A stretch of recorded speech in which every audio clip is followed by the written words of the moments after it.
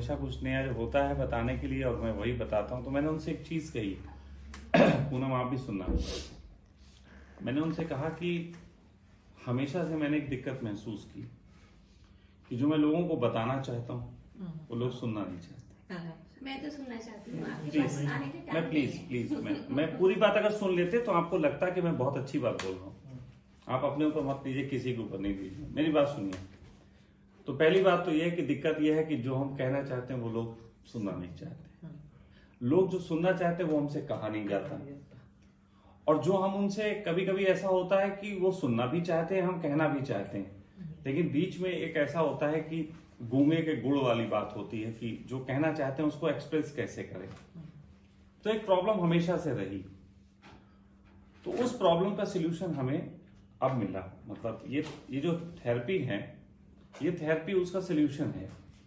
सिल्यूशन ये है कि हम लोगों को यहाँ आसानी से उनके अंदर वो चीज प्लांट कर सकते हैं जिससे उनको खुद अपनी जिंदगी में वो बातें समझ में आए जो उनको शब्दों से नहीं समझाई जा सकती। इसलिए पूनम जी, पहली बार मेरी लाइफ में ऐसा हो रहा है कि मैं बहुत कम बोल रहा हूँ लोगों के बीच। नहीं तो मेरा तो काम था लोग मुझे घसीट घसीट के लाइफ पे लाना या आ जाना, क्वेश्चन करना, मेरा यही चलता रहता था। और मैं अब इधर बहुत कम बोल रहा हूँ क्योंकि अब मुझे लगता है मैं रियल चीज पे पा गया। क्योंकि जैसे आज एक केस आया, मैं फॉर एग्जाम्पल समझा रहा हूं आपको। आज एक केस आया, केस पूरे परिवार का है। एक पूरा परिवार ही जो है वो बिगड़ा हुआ है।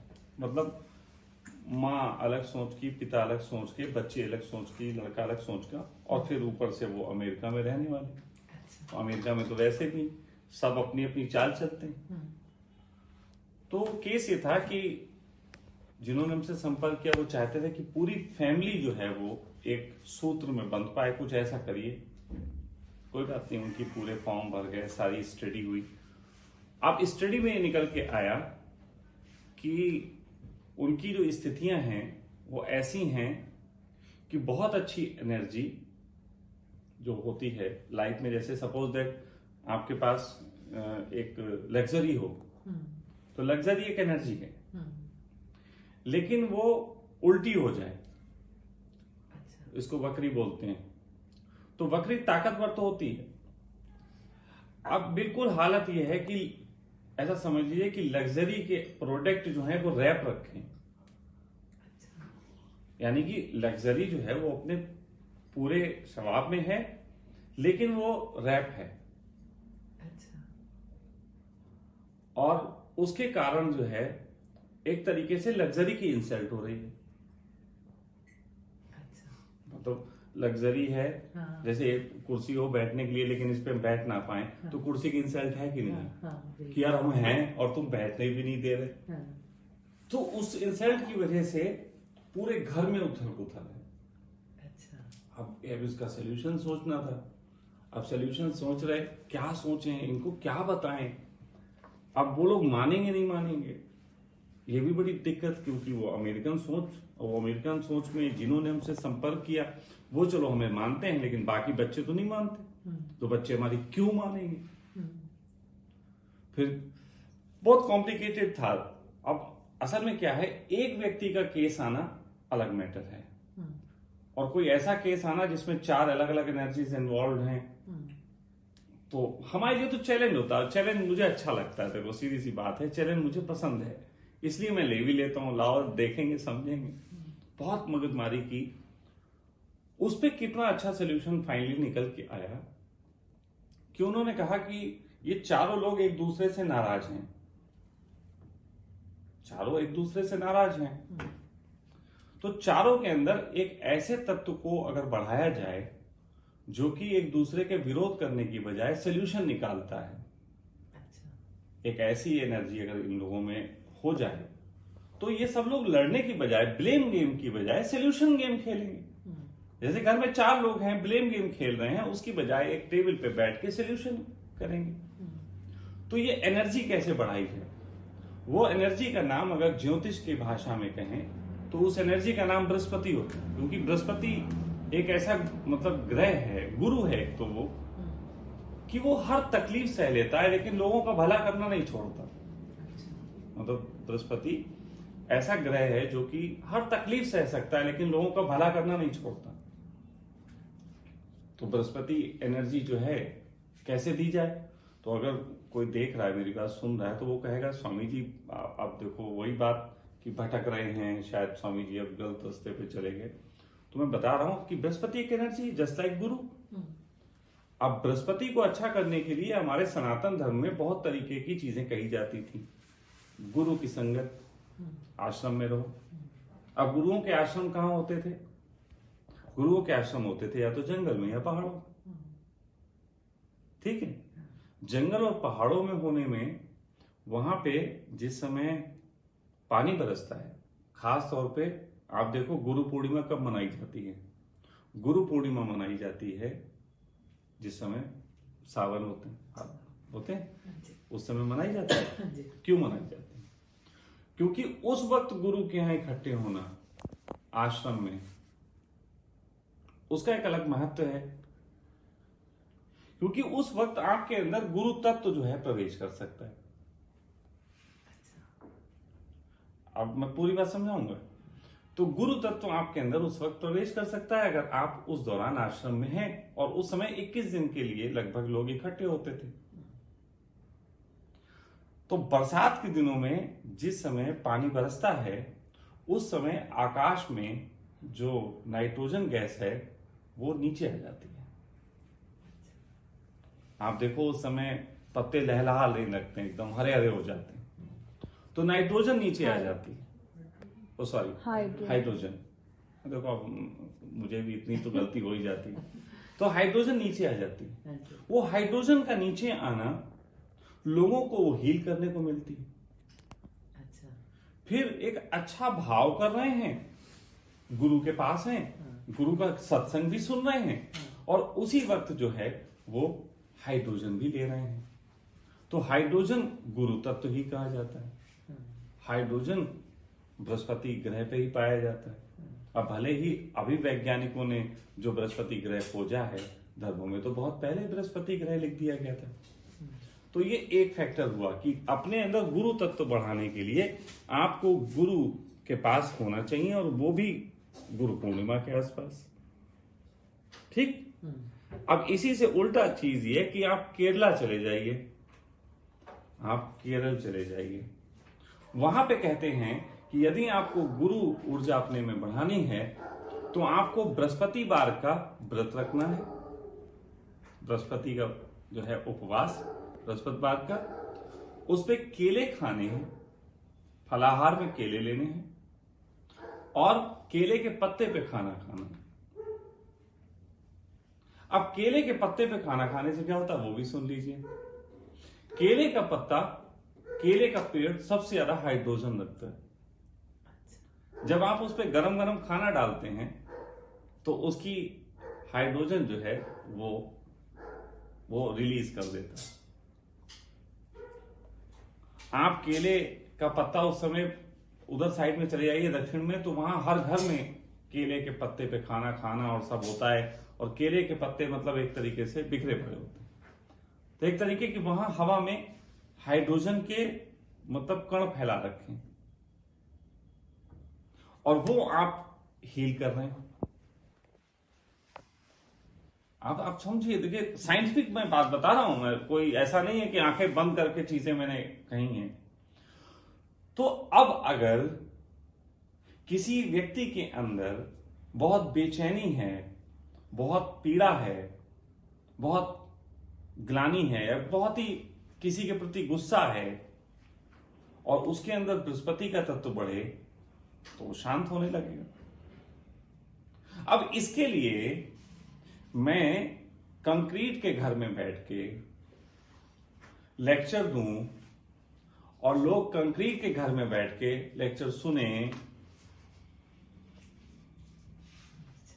तो बातें कान की आई और कान की हो गई, मतलब कान की आई दिमाग की हो गई या कान की आई इस कान से निकल गई या इस कान से आई और मुंह से निकल गई, अंदर तो नहीं उतरी। अंदर उतरने के लिए फिर वही बात कह रहा हूं, या तो जंगल, पहाड़ की बहुत ऊंचाइयों पे भी हाइड्रोजन होती है, बरसात के दिनों में जंगल में भी हाइड्रोजन होती है, और अगर दक्षिण में चले जाएं तो वहां पे केले के पत्ते पे खाने के रिवाज की वजह से बहुत हाइड्रोजन होती है। अब मैं किसी को लेक्चर में हाइड्रोजन नहीं दे सकता, लेकिन थेरेपी में उसे हाइड्रोजन दे सकता हूं, और थेरेपी में हाइड्रोजन दूं। अब देखिए, एक और चीज मैं आपको बताता हूं। आप थेरेपी ले रहे हैं, आप थेरेपी लेने से पहले एक केला खा लिया करिए। ये और भी लोग जो सुन रहे हैं वो कर सकते हैं। एक केला खाने के बाद आप थेरेपी लें तो आपका प्रभाव और गुना बढ़ जाएगा। ये बात आज ही रिसर्च हुई। अगर थेरेपी लेने से पहले आप एक केला खा लेते हैं तो आपके शरीर में, क्योंकि केले के तत्व भी वही हैं, एक्सेप्टेंस भी है, शरीर में भी फैली, और फिर उसके बाद ग्रहण करने के लिए ऊपर से एनर्जी आई। तो दो तत्व मिलके हमारे शरीर को और ज्यादा अच्छा कर गए। तो इस सब जानकारी के बाद मैं कह रहा हूं कि मैं किसी को प्रवचन देने की बजाय अगर उसे सीधे सीधे गुरु ऊर्जा ही दे दूं तो प्रवचन कम देना पड़ रहा है, बातों के झंझट कम करने पड़ रहे हैं, जीवन के वास्तविक झंझट ज्यादा अच्छे हो रहे हैं। ये बात मैं खुद कह रहा हूं कि आप मुझे अगर आज से 6 महीने पहले, 8 महीने पहले मिले होते, जो बच्चे मेरे साथ हैं ये देख रहे हैं और समझ रहे हैं, मैं आदमी ही बदल गया हूं, मैं खुद बदल गया। क्योंकि इस ऊर्जा ने मेरे अंदर भी एक ऐसी चीज की कि इसने बहुत मुझे रिलैक्स कर दिया कि शांति से मुझे काम करने दो, तुम बस कूल रहो।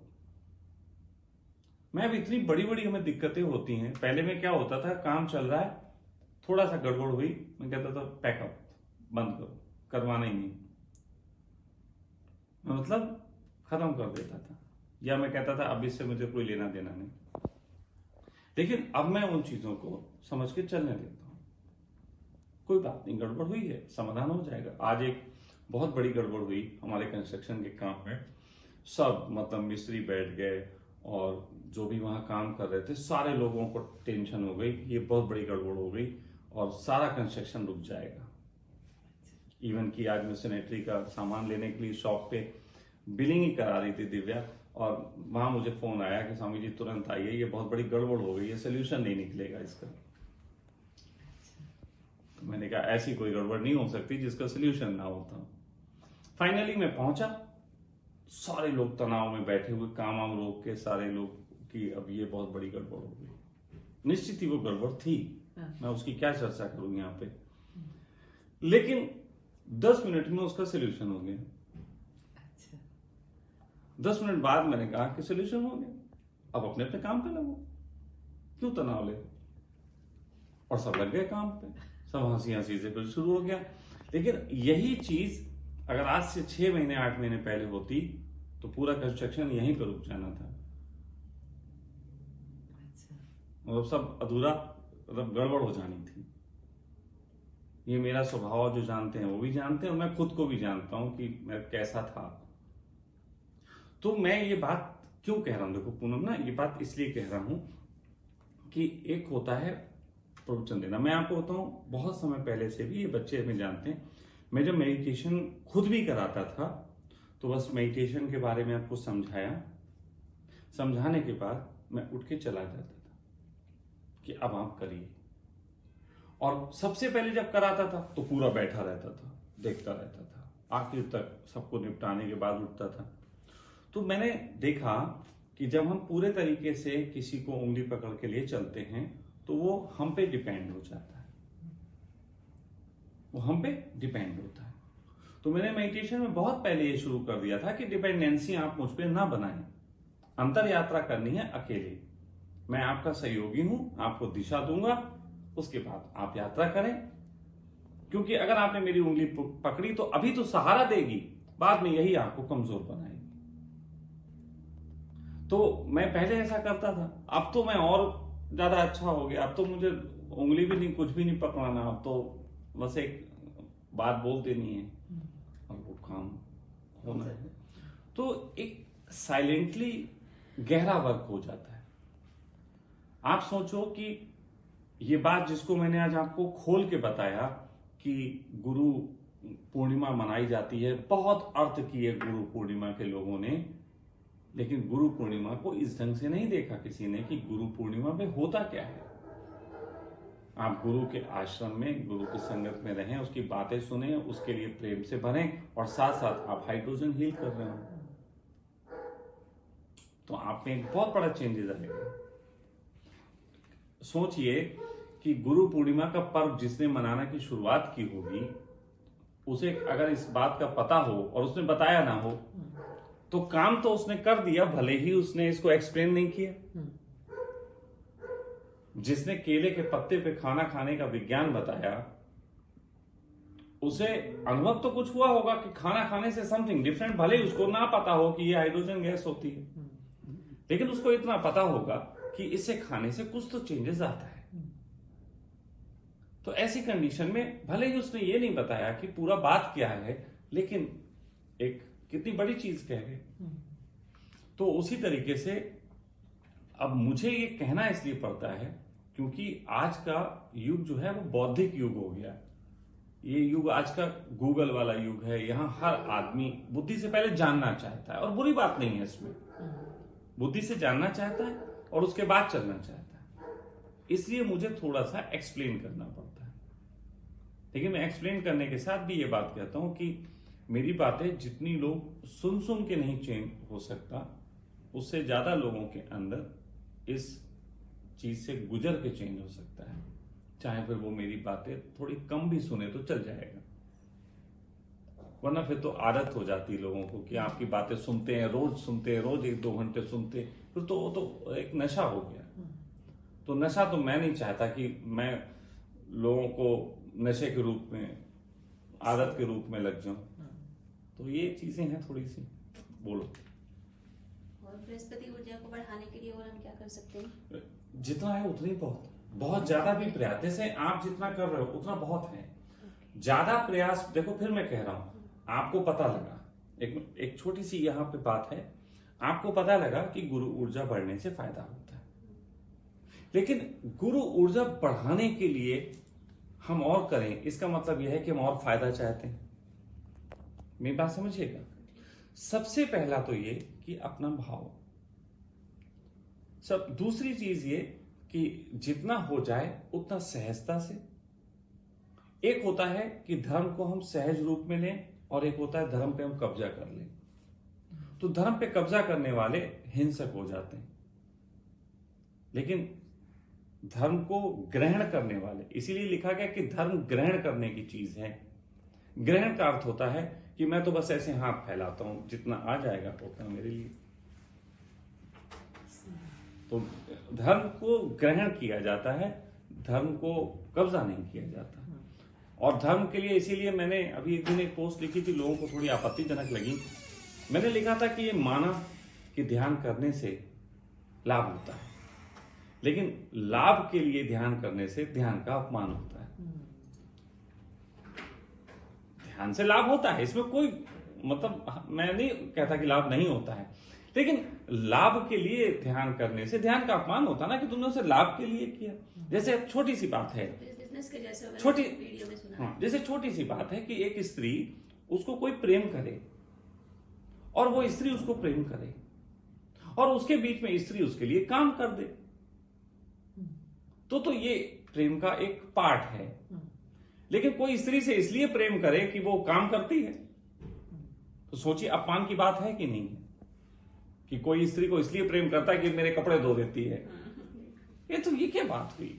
हाँ, वो प्रेम में है, कपड़े धो देती, वो तो उसकी खूबी है, लेकिन तुम उससे इसलिए प्रेम करते हो कि वो कपड़े धो दे, ये तो फिर बिजनेस हो गया ना। तो यही तो बात है। काम कर रही है, यही बिल्कुल। तो मैं कहता हूं संबंधों से लेके और ध्यान तक के साथ सलीके से इस्तेमाल करना चाहिए कि हम उसको किस ढंग से, वरना होता क्या है कि कई बार प्रसाद भी जहर बन जाता है। जीवन में बहुत लोगों के प्रसाद जहर बन गया। किन लोगों के जीवन में जहर बना, आप जरा नोटिस करो। रावण के जीवन में उन्होंने शिव जी से मार जबरदस्ती वरदान लेना था, कोई फायदा हुआ वरदान लेके? कितने लोग शिव जी को भोला समझ के उनकी तपस्या कर करके उनसे जबरदस्ती शक्तियां ले ली, लिमिट से ज्यादा ले ली, लिमिट से, मतलब वही बात है, फिर बर्दाश्त नहीं हुई, बर्दाश्त नहीं हुई, उसमें उसका मिसयूज किया उन्होंने। बिल्कुल। आपको मालूम है ज्योतिष विज्ञान में एक शब्द है जिसको बोलते हैं वक्री। आपने सुना होगा ना कि ये ग्रह वक्री है, ये ग्रह वक्री है, या उसको बोलते हैं नीच, कुछ लोग नीच का भी बोलते हैं। नीच कुछ नहीं होता। वक्री ग्रह का अर्थ होता है कि अगर किसी का कोई ग्रह वक्री है, इसका मतलब है वो एनर्जेटिक है। वक्री जो है यानी कि उस व्यक्ति ने उस बात के लिए शंकर से एक तरीके से जबरदस्ती मांगा कि हमें ये ताकत दो, उसकी वजह से उसके अंदर ऊर्जा बहुत भारी है, लेकिन फाइनली वही उसे नष्ट भी करेगी। वक्री है तो वो उससे उपलब्ध भी हो जाएगा, कई काम भी कर लेगा, लेकिन फाइनली उसका कोई यूज नहीं होगा। तो वक्री जो होता है वो एनर्जेटिक है। वक्री को शास्त्रों में एक तरीके से लिखा गया है कि वो शंकर का त्रिशूल है, या आपके हाथ में शंकर का त्रिशूल है, लेकिन फाइनली उठा नहीं पाओगे, वापिस जाएगा। तो वो जो चीजें हैं, ऊर्जाओं को समझने के ढंग हैं कि किस ऊर्जा का कैसा इस्तेमाल होना चाहिए।